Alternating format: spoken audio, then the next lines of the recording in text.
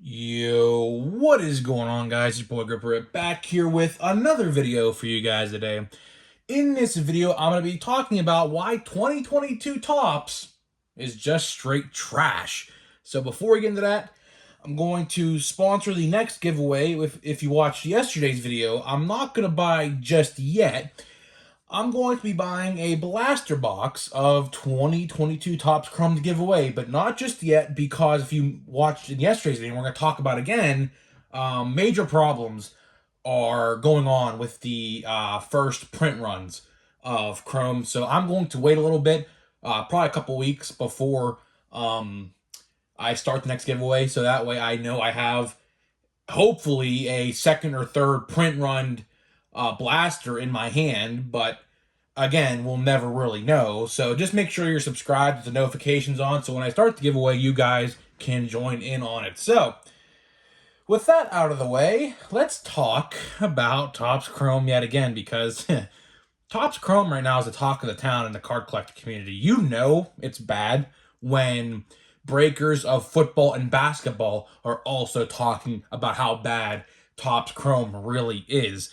I mean, let's just think about it. I mean, right from when I saw that I should say there's five, short print rookies. At first, I thought there was only the Torkelson, Witt, and Julio, but actually Hunter Green and C.J. Abrams are in that list as well. So really, there's five of them that seemingly have just disappeared. Like, it's hilarious to me that it's cases upon cases and hours and hours and hours spent of breaking Chrome across the whole internet, Facebook Live, YouTube, maybe Twitch.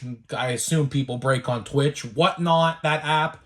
And not one short print has been found. Like I just find that to be very suspicious, and other people do too, and I'm happy they do, because I don't think we can let this one slide. I mean, Topps has gotten away with a lot of shady stuff. Probably the biggest thing they got away with was the fake autograph of a Rosarena and Meadows from a couple months ago. But, I don't think we can let Topps go with this one. This decision, this mistake, whatever you want to call it, I don't know if this was intentional. I find it hard to believe it was a mistake, because if you watched yesterday's video, the same thing happened last year with Jared Kelenic, and he had a super short print or something like that, and it wasn't found at all. Same thing's kind of applying here, but I guess these ones this year are a little bit easier to find. But again, they're not even in there. So, realistically, I mean, nothing has been found of either or. So, it's pretty bad, because this ruined people's businesses. Now, I've been seeing all day on Twitter and Facebook that some breaking companies feel so bad to the people who bought into, let's say, the Mariners, the Royals, the Tigers, the Padres, and the Reds, that they actually discounted the prices and gave partial refunds to people who bought into those teams, or like a player break or something like a Julio player break or something like that. So that's kind of good, but at the same time, it affects the hobby in general. And, it's very sad that this is what happened to Topps. Like, Topps, just a couple years ago, was doing great, and ever since this, I mean, I would like to think the reason why this stuff is happening is because of Fanatics.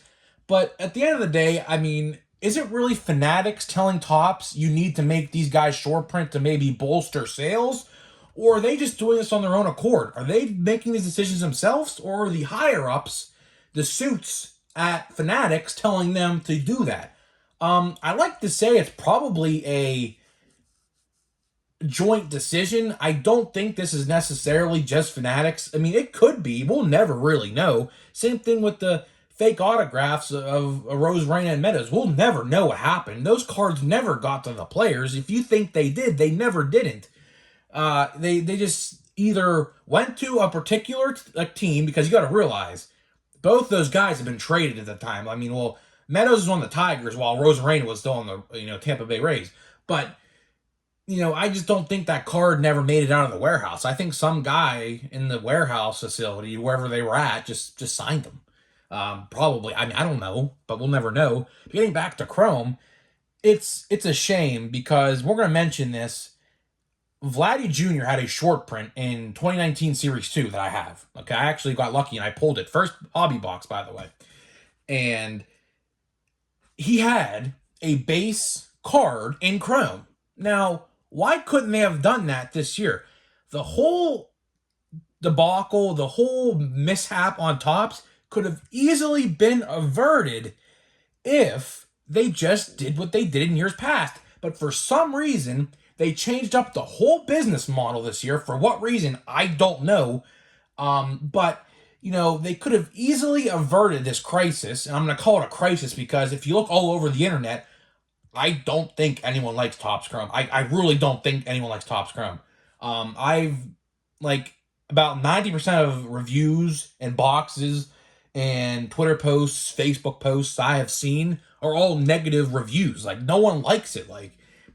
If you can, if you're watching this video and if you ordered a Topps Chrome Blaster, Hobby, Light, Jumbo, whatever, see if you can get a refund. I'm being as serious as it can get. If you want to buy a Topps Chrome box, wait 2 or 3 weeks, maybe a month at most, when the newer print runs of the product come out, and hopefully they actually put them in there. These same thing happened. If you guys remember, I made a video about this. Bowman.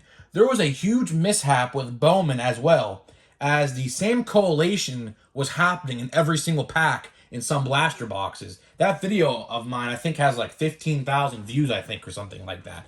So this is kind of very similar to that, but this is a much bigger problem because a lot of people bought this release to have, a chance. It wasn't guaranteed to pull one of these, but people bought this product for the hope of trying to pull one or his autograph. Now, the autographs of these guys are still in there. That's a good thing. Now, imagine if they weren't, this would be a whole bigger problem. But I heard, that they have parallels which have not been found yet.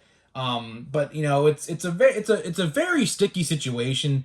So if you can cancel your order, I don't know if you can or not. People who order through Target, I tried canceling a release, or I should say a order a while ago, but they didn't let me.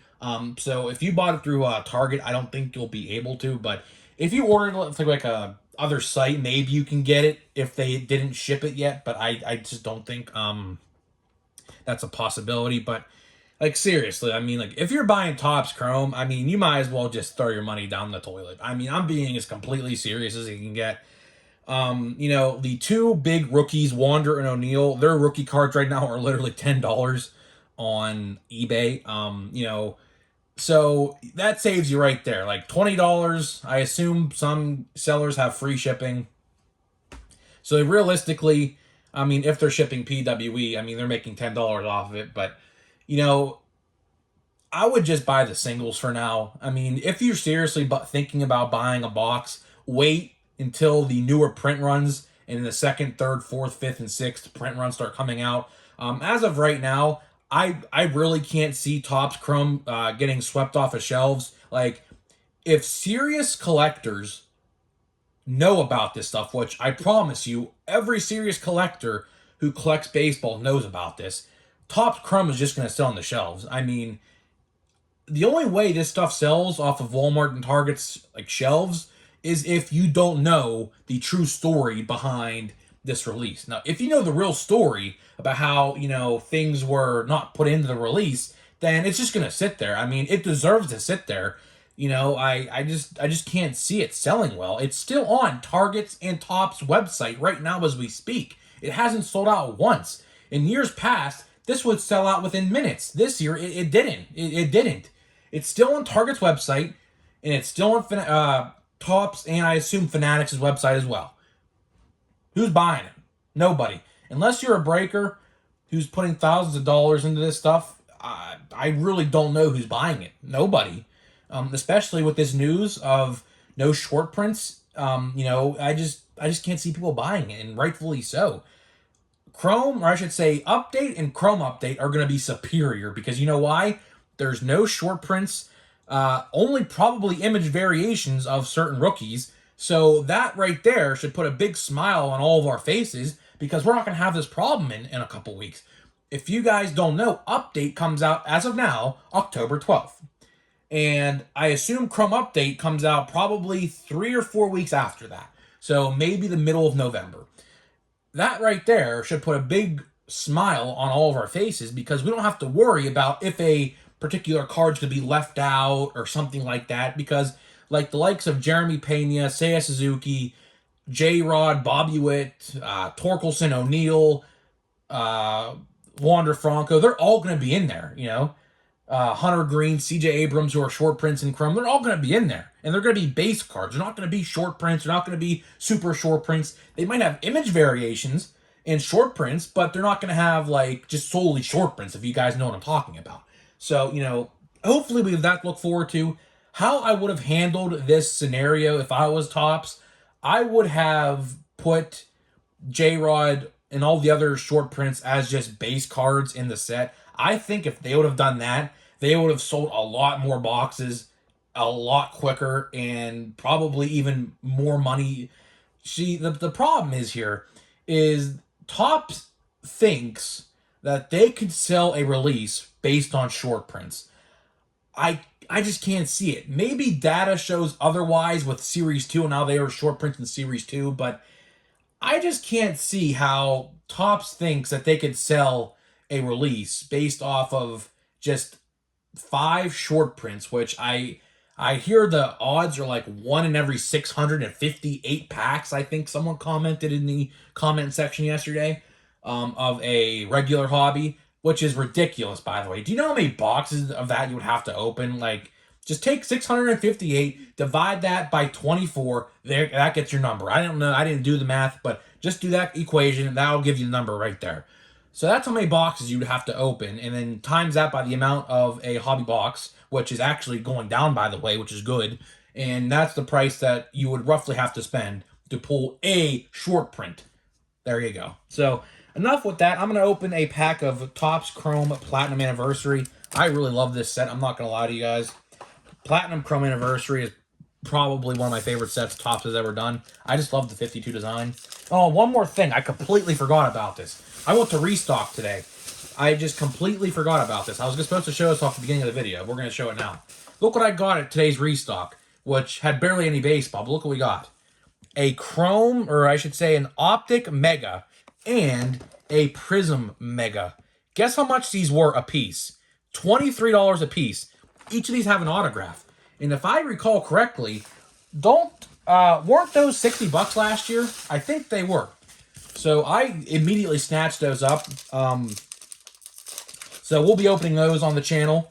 1 pack a day, of course. And we're guaranteed. Well, I shouldn't say we're guaranteed because they say per box on average. So nothing's guaranteed with Panini. But we should be getting 2 autographs. I legit paid $46 in total for all that. So I thought that was a complete steal, in my opinion. They had the clearance.